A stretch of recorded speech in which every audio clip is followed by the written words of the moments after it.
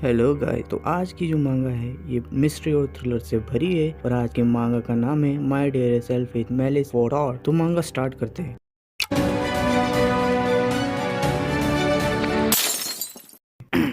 अंदर डाली जी, मर्द बैठे बैठे कुछ होने का इंतजार नहीं करते, एक झटके में डाल दे। हाँ भाई जल्दी करो और हमें भी चांस दे। नॉटी माइंड, कुछ भी मत सोचो। दरअसल हमारा एमसी ईजी उसके दो दोस्तों के साथ और 3 अननोन लड़कियों के साथ एक गेम खेल रहा है जिसमें ईजी हार जाता है और उसे एक पनिशमेंट मिलती है कि वो अपना एक सीक्रेट बताए। तो उसका मोटा फ्रेंड सातोरो उसे उसकी डार्क सीक्रेट स्टोरी बताने के लिए प्रोवोक करता है, लेकिन हमारा जो एमसी है उसका सेकंड फ्रेंड काशीवागी उसे गुस्सा करके मना कर देता है। और ये जो स्टोरी है वो बहुत ही डार्क है जो हमें बाद में पता चल जाएगी, मतलब सीक्रेट है उसका एक। उसके बदले ईची अपना सेकंड मतलब दूसरा वाला सीक्रेट रिवील करता है कि वो वर्जिन है। और जरा इसका फेस देखो। उसके बाद सीन शिफ्ट होता है और ईजी अपने घर आ जाता है और उन 3 दोस्तों के साथ ग्रुप चैट कर रहा होता है जहाँ हमें पता चलता है वो तीनों उन तीनों को उन 3 लड़कियों के साथ आज कुछ तूफानी करना था, बट ईजी के सीक्रेट के वजह से नहीं हो पाया। लेकिन लोंडे हार नहीं मानते, नेक्स्ट वीक भी मिलने का प्लान करते और स्कोर करने का प्लान करते हैं। ईजी को तभी कुछ याद आता है और अपने वॉलेट से कुछ पैसे निकालकर एक डब्बे में डालता है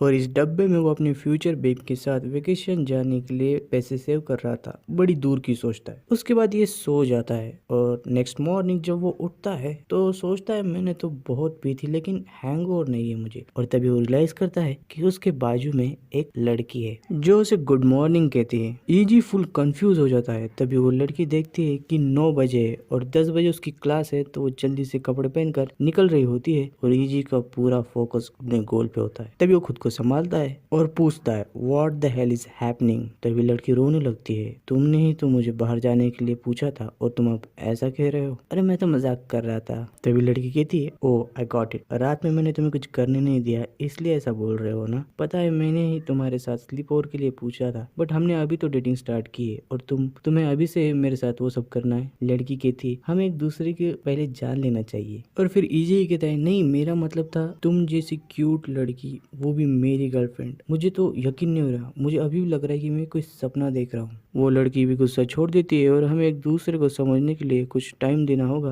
कहकर गुड बाय किस देकर और ईजी का एक टी शर्ट लेकर चली जाती है। तो अब ईजी याद करने की कोशिश करता है मैं तो अपने दोस्तों के साथ बाहर था, फिर मैंने लास्ट ट्रेन पकड़ी और उसके बाद घर आकर सो गया। तो ये लड़की कहाँ से आई? वैसे ईजी इस लड़की को जानता है। इस लड़की का नाम है क्योको युकिमोरा और ये ईजी के यूनिवर्सिटी में है और बहुत पॉपुलर भी है। और ईजी को लगता है रात में उसने नशे की हालत में क्योको को कॉन्फेस कर दिया है और अब वो डेट कर रहे हैं और उसे कुछ भी फर्क नहीं पड़ता। और जो भी जैसे भी हुआ हो उसे कुछ फर्क नहीं पड़ता क्योंकि हमारे भाई का स्लोगन ही है life is all about fun. और वो भी यूनिवर्सिटी के लिए निकल जाता है। रास्ते में वो अभी भी क्योको के बारे में ही सोच रहा है। उसने अभी तो कुछ करने के लिए मना कर दिया है, बट उसने ब्रा नहीं पहनी थी तो हमने कुछ ना कुछ तो क्या होगा। वैसे भी अभी अब हम डेट ही कर रहे हैं तो मैं उसके साथ वो सब भी कर ही पाऊंगा। तभी हमें एक आदमी दिखाया जाता है जो कार में बैठा होता है और वो ईजी की फोटो लेता है और इसके बारे में हमें बाद में पता चलेगा। और इधर ईजी उनके ही यूनिवर्सिटी के बुली से टकरा जाता है। ईजी डर के सॉरी कहता है, बट वो जो बुली है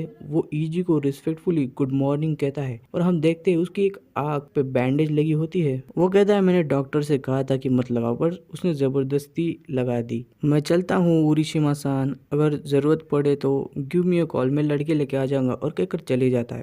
और पीछे से काशिवागी आकर कहता है क्या उस पागल कुत्ते नावाकी को तूने डराया? देखो तो कैसे सिर झुका के जा रहा है। ईजी काशिवागी को पूछता है नावाकी मुझसे क्यों डरा और उसे ये इंजरी कैसे हुई? काशिवागी कहता है तूने किया है ये सब। हवा की यूनिवर्सिटी में गलत कामों के लिए जाना जाता है और वो एक गैंग का पार्ट भी है जिसका डिटेल मुझे नहीं पता, लेकिन तूने उसे बस राइट हुक से धूल चटा दी थी। ईजी को यकीन नहीं होता, लेकिन बातों ही बातों में उसका ध्यान उसके नकल्स की ओर जाता है जिन पे चोट लगी होती है। काशिवागी कहता है ये सब तूने अपने लव के लिए किया ना, तू असली मर्द है। और हमें पता चलता है कि उस रात नावाकी क्योको के साथ फ्लर्ट करने का ट्राई कर रहा था, तभी ईजी बीच में आकर उसकी गुद्दी तोड़ दी थी और अब क्योको और ईजी साथ में डेट कर रहे हैं। काशिवागी कहता है मैं तो बहुत जेलस हूँ यार तुझसे, नेक्स्ट मिस कैंपस के साथ डेट कर रहा है। क्या तूने उसे किस किया? ओह शिट, क्या तुमने वो सब भी कर लिया? ईजी कहता है काम डाउन, वैसे वो फाइट कब हुई थी? काशिवागी कहता है 3 दिन पहले। तभी ईजी को पसीना आ जाता है। Kashiwagi it's it's October 24 today right. Kashiwagi कहता है सिर पर चोट आई है क्या? आज 27 है ब्रो।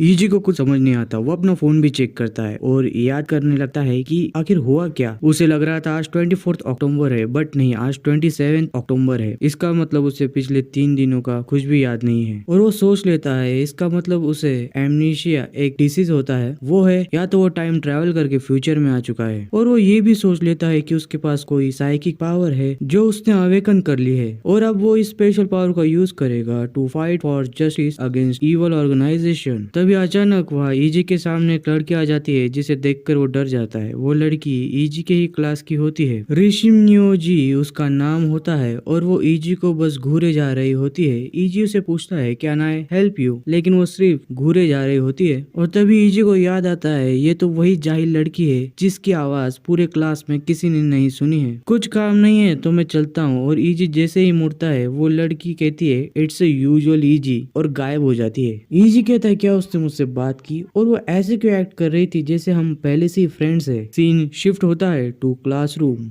ईजी रिशिम्योजी को देखकर सोच रहा था कि वो ऐसा साउंड कर रही है जैसे मैं उसे अच्छे से जानता हूँ। क्या जब मैं होश में नहीं था तब कुछ हुआ था हमारे बीच? लेकिन ईजी उसे इग्नोर करने का सोचता है और तभी क्योको का मैसेज आ जाता है उसे कि हम साथ में घर जाएंगे। सो क्लास खत्म होती है और ईजी क्योको का वेट कर रहा था बाहर। तभी उसके पीछे से उसके दोस्त बात कर रहे थे जो कि उसे सुना ही जाता है। वो बात कर रहे थे इस बार मोसांग को ईजी से रिप्लेस करेंगे फॉर दिस वीक्स पार्टी। वैसे भी अब ईजी डेट कर रहा है, हाँ वो भी है, बट लास्ट टाइम सारी लड़कियां चली गई थी क्योंकि ईजी को अपनी रियल सीक्रेट के बारे में बात करनी थी। और तभी पीछे से क्योको आ जाती है, चलो कुछ खाने चलते हैं। और मामला थोड़ा टची हो जाता है और रास्ते में क्योको फिर से ईजी को स्लीप ओवर के लिए पूछ लेती है। ईजी पूछता है आज फिर से, क्या तुम्हें तुम्हारा यूनिफॉर्म नहीं चेंज करना? तो वो दोनों एक स्टोर आ जाते हैं और शॉपिंग करने लगते हैं। तभी ईजी को कॉन्डम दिखते हैं और ईजी हिम्मत करके उसे उठाने जाता है और क्योको उसे देख लेती है। वो कहती है तुम्हें वो बाय करना है, मैं तुम्हें कुछ नहीं कहूंगी, पर मेरे साथ तुम वो सब नहीं कर सकते। और ईजी के अरमान बह जाते हैं और क्योको हंसने लगती है। फिर वो रेस्टोरेंट में डिनर करते हैं जहाँ ईजी क्योको से पूछता है कि तुम मेरे साथ क्यों रहना चाहती हो। और क्योको कहती है वेल तुमने मुझे बचाया था, तुम हीरो जैसे नहीं लगते बट तुम ट्रस्ट के लायक हो और तुम एक पजल की तरह हो ईजी, मिस्टीरियस है। ईजी शर्मा जाता है। फिर थोड़ी और बातें होती है, दोनों घर के लिए निकलते हैं। रास्ते में क्योको बियर साथ ले जाने के लिए कहती है और इधर ईजी के मन में लड्डू फूटते हैं जो क्योको पकड़ लेती है। क्या सारे लड़के ऐसे ही हॉर्नी डॉग जैसे होते हैं, बस एक ही बात सोचते हैं? ईजी कहता है मैं वैसा नहीं हूँ और वो दोनों साथ में बहुत खुश होते हैं। क्योको भी कहती है आई विश हम ऐसे ही साथ रहे। ये सुनते ही ईजी रुक जाता है और क्योको को अपने सीक्रेट बताने वाला होता ही है, बट उसकी हिम्मत नहीं होती तो वो टाल देता है और मैं किसी और दिन बताऊंगा कह के